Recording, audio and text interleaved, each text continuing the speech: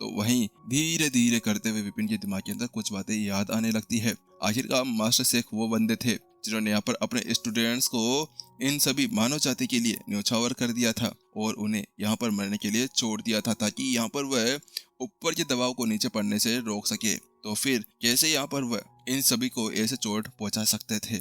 नहीं नहीं, ये नहीं हो सकता है, तुम मास्टर शेख नहीं हो। विपिन के दिमाग के अंदर यही शब्द कौंध जाते हैं और वह सामने वाले बंदे को देखने लगता है। तो वहीं दूसरी तरफ दुस्साहसी, तेरी हिम्मत कैसे हो गई? क्या तू वास्तव में यहाँ पर मेरे को अत्याचारी समझता है? लेकिन जैसे विपिन यहाँ पर वह शब्द कहता है ना, तो मास्टर शेख की आवाज गर्जना से भर जाती है। जो उसकी बिल्कुल शांत सी बोली थी वो बहुत ज्यादा कठोर हो जाती है। ऐसा लग रहा था जैसे कि यहाँ पर उसकी चोरी यहाँ पर किसी तरह से पकड़ी गई हो। अबे क्या तुझे यहाँ पर मैं मास्टर शेख जैसा नहीं दिखता हूँ? तो यहाँ पर समझता क्या है खुद को, जब मेरे को ऐसा कह रहा है कि मैं मास्टर शेख नहीं हूँ? अरे मेरा खून देख, मेरी एनर्जी देख, यहाँ पर मेरी लड़ाई टेक्निक्स देख, बिल्कुल मास्टर शेख जैसी है। तो तुम कैसे कह सकते हो कि मैं मास्टर शेख बिल्कुल भी नहीं हूँ? दूसरी तरफ विपिन कहता है, मास्टर शेख तुम्हें पता है मास्टर शेख कौन है? मास्टर शेख परोपकारी व्यक्ति हैं। आखिरकार मास्टर शेख के सामने तुम जैसे तुच्छ व्यक्ति कुछ कर नहीं सकते हो। तुम शायद एक बहरूपिया हो जो उनके भेष का यूज करना चाहते हो। आखिरकार तुम यहाँ पर क्या समझोगे मास्टर शेख की उस उदारता को जो उन्होंने मास्टर टीचर कॉन्टिनेंट के ऊपर की थी? मास्टर शेख कॉन्टिनेंट को उन्होंने ऊपर उठाया था। तो क्या वास्तव में कोई ऐसा सोच सकता है कि मास्टर शेख ऐसा कुछ कर सकते थे? परोपकारी परोपकारी तो यहाँ पर मैं तुम्हें मार कर भी बन सकता हूँ। मैं तुम्हें मार दूं ना तो उसके बाद में सब मेरे को परोपकारी ही समझेंगे।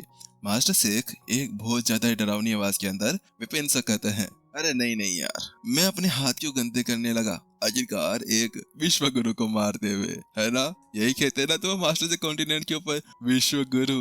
लेकिन मैं ऐसा कुछ नहीं करने वाला। एक बार जब मैं तुम्हारे अंदर से तुम्हारी स्वर्ग की लाइब्रेरी को निकाल लूंगा तो उसके बाद में स्वर्ग खुद तुम्हें यहाँ पर मार डालेगा, क्योंकि इतने ज्यादा समय से तो तुम यहाँ पर स्वर्ग के उस पथ के नीचे दबे हुए थे। लेकिन जब स्वर्ग को ये पता चलेगा कि वह तुम्हारे पास में चला गया है और तुमने स्वर्ग की साधनाओं का यूज किया है, तो उसके बाद में वह खुद तुम्हें जलाकर भस्म कर देगा। बात कुछ ऐसी थी कि विपिन ने स्वर्ग की साधनाओं का यूज किया था। स्वर्ग की साधनाओं का यूज करते हुए उसने अपने आप को ताकतवर बनाया था। और जब स्वर्ग को ये पता चलेगा कि सामने वाले बंदे के पास में अब वो चीजें नहीं थी जिसका होना उसके पास में लाजमी था, तो उसके बाद में स्वर्ग खुद उसके ऊपर इस तरह से अटैक करने लगेगा। अच्छा ऐसी बात है? तो उसी बीच यहाँ पर एक आवाज सुनाई देती है। यह आवाज यहाँ पर उसके सामने बैठे हुए विपिन के मुंह से बिल्कुल भी नहीं आ रही थी। उसके साथ में मास्टर से पीछे पलटकर देखते हैं तो उसके साथ में ही अगले पल एक परछाई के अंदर से एक आकृति बाहर निकलकर आ जाती है। तो तुम यहाँ पर क्या कर रहे हो? उसके साथ में ही उसकी आंखें पूरी तरह से चौंध दिया जाती है और वो फिर से यहाँ पर स्टेज के ऊपर बैठे हुए विपिन की तरफ देखता है और फिर उसके ऊपर देखता है। तुम यहाँ पर दो विपिन कैसे हो सकते हो? अचानक से उसकी आंखें चौंध दिया गई और वो उसको देखने लगा। तो वही दूसरी तरफ विपिन आगे बढ़ते हुए आता है, क्योंकि अभी जो बंदा बाहर निकल कर आया था वो कोई और नहीं, वह विपिन था, वह असली विपिन था। हाँ, अब इसके पीछे का राज क्या है चलो आपको बताया जाए। जब विपिन यहाँ पर हॉल ऑफ गॉड्स के अंदर घुसा था तो उस जगह पर उसको ये पता था कि हॉल ऑफ गॉड्स है ना उसको पकड़ने की कोशिश करेंगे। तो उसी जगह पर विपिन ने अपने आप को सील कर दिया और उसके बाद में खुद को इस स्टोरेज रिंग के अंदर भेज दिया था और उसके क्लोन को बाहर निकाल दिया था। क्लोन पहले से अर्ध दिव्यता के ऊपर पहुंच चुका था और उसके बाद में उसको अंदर भेजना उसके लिए एक अच्छा समाधान बन चुका था। आखिरकार ये लोग उसको पकड़ना चाह रहे थे और उनके इरादों का पता लगाने के लिए ही है ना वो यहाँ पर आना चाह रहा था। और जब वो लोग ट्रेवल करते हुए यहाँ पर आ रहे थे तो उस जगह पर भी यहाँ पर क्लोन की ताकत थी जिसकी वजह से वो यहाँ पर बचे हुए थे। और यहाँ पर जितना भी खेल हो रहा था वह सभी विपिन के दिमाग और यहाँ पर क्लोन के द्वारा किया जा रहा था। तो वहीं दूसरी तरफ, अच्छा मैंने वैसे पहले भी यही सोचा था कि तुम इतनी ज्यादा आसानी से मेरे जाल के अंदर कैसे फंस गए। मैंने सोचा नहीं था कि यहाँ पर स्वर्ग द्वारा जो बंदा यहाँ पर चुना जाएगा वो वास्तव में ऐसा कुछ दिमागदार हो सकता है। लेकिन अब वास्तव में तुम ऐसे कुछ हो। लेकिन अब जब तुम्हें मेरे सारे राजों के बारे में पता चल गया है तो क्या ऐसा लगता है कि मैं तुम्हें यहाँ से जाने दूंगा? ना ना ना ना ना, मैं तुम्हें यहाँ से कैसे जाने दे सकता हूँ। तो वहीं दूसरी तरफ, अरे जाने की बात कौन कर रहा है तुमसे? भाई तुम तो बड़े बेशरम निकले यार। हाँ आखिरकार मैंने तुमसे कब कहा कि मैं यहाँ पर जाने वाला हूँ? वैसे भी अब विपिन को पता चल गया था कि मास्टर शेख के पीछे का मुखौटा क्या था और वह किस तरह के व्यक्ति थे। तो उसके साथ में यहाँ पर विपिन उसके साथ में बिल्कुल श्रद्धा से बात नहीं करना चाह रहे थे। आखिरकार ऐसा जो बंदा जो उसको मारना चाह रहा था और इतना बड़ा लालची था, तो उसके साथ में कैसे वो उसके साथ में मिलीभगत कर सकता था। वह कहता है, अरे वैसे भी मैं यहाँ पर सब कुछ सोच समझ कर आया हूँ। हॉल ऑफ गॉड्स तुम्हारे बारे में पहले पता होने के बाद में क्या मैं ऐसे बिना किसी तैयारी के यहाँ पर आ सकता हूँ? लेकिन मेरा एक आखिरी सवाल है, क्या हॉल ऑफ गॉड्स तुम्हारे साथ में मिल गया है या तुमने उसके ऊपर कब्जा कर लिया? तो वह कहता है, oh hall of gods hall of gods के सभी बंदों को मैंने मार दिया और उसके ऊपर मैंने अपना वर्चस्व जमा लिया। रही ईथर होल की बात, तो ईथर होल तो मेरा है, मेरा उसको मैंने अपने कब्जे के अंदर करा हुआ है। तुम लोग बहुत ज्यादा बेवकूफ हो, तो मैं बेवकूफ बनाना इतना ज्यादा मुश्किल भी नहीं है। तो भाई दूसरी तरफ चलो ठीक है, आखिरकार मेरा जो लास्ट क्वेश्चन था उसका तुमने आंसर दे दिया है, तो उसके बाद में मुझे तुम्हारे ऊपर कोई भी दया करने की जरूरत नहीं है, क्योंकि इस बंदे ने हॉल ऑफ गॉड्स के बहुत सारे बंदों को मार दिया था। तो उसके बाद में क्या वास्तव में उसको ऐसे छोड़ देना चाहिए था? ना भाई ना, विपिन इतना अच्छा भी नहीं था। उसके साथ में कहता है, अरे क्लोन तुम यहाँ पर क्या कर रहे हो? चलो आ जाओ यार, अब यहाँ पर हो गए बहुत ज्यादा नौटंकी खत्म। तो उसके साथ में क्लोन अपना शरीर आता है, हाँ हाँ अभी आता हूँ ना। उसके साथ में क्लोन अपने आप को पिघलाता है और उन सभी चैनों से छूटते हुए बाहर आ जाता है और वहां पर वापस खड़ा हो जाता है। और तुम सभी भी क्या कर रहे हो? चलो बाहर आओ। इसके साथ में विपिन जल्दी से अपने पास में जो सारे बीज थे उन सभी को वो बाहर निकाल लेता है। ब्लैक बैक कछुआ, 3 सारखे, इसके साथ में यहाँ पर सरपनाइट ड्रैगन और उसके अन्य बीस्ट के साथ में ही उसके पास में एक खतरनाक ताकत बन चुकी थी। उसके सारे हथियार भी बाहर आ चुके थे।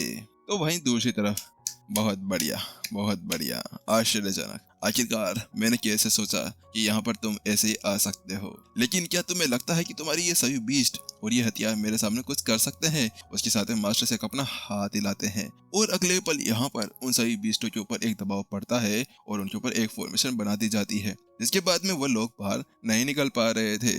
ओह अच्छा ऐसी बात है, लेकिन मुझे नहीं लगता कि तुम यहाँ पर मेरे सामने कुछ कर सकते हो। वहीं क्लोन के ऊपर कोई फर्क नहीं पड़ता है।